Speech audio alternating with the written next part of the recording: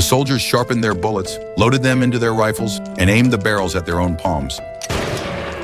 Another soldier lit a cigarette, reached his hand out of the trench, deliberately exposing himself to the enemy.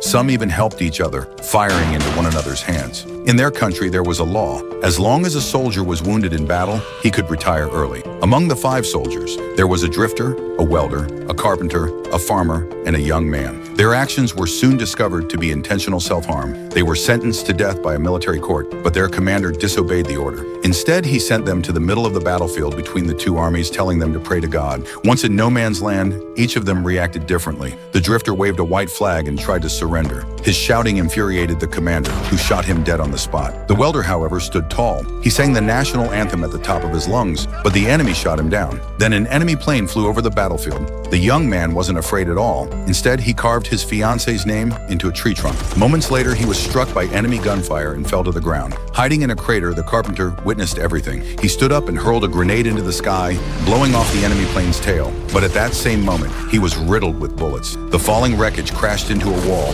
and knocked the farmer unconscious. When the farmer woke up, he tried to escape, only to be hit by another explosion. Miraculously, he survived and even discovered a blown open cellar nearby. He crawled inside and hid. When the battle finally ended, the farmer climbed out of the cellar and found that the young man was still alive, though badly wounded. Without hesitation, the farmer carried him toward the hospital. Just as the farmer finished bandaging his wounds, a shell crashed through the roof but didn't explode. Panic broke out inside the hospital. In the chaos, a nurse tripped and accidentally hit the airship's hovering switch. The blimp began to rise toward the roof. The farmer quickly shut it off, but as soon as it stopped, the rope suddenly snapped. The airship dropped, heading straight for the bomb. At the last second, the farmer ran into a room and hid beneath a pile of rubber sheets. A second later, the airship collided with the shell, triggering the explosion.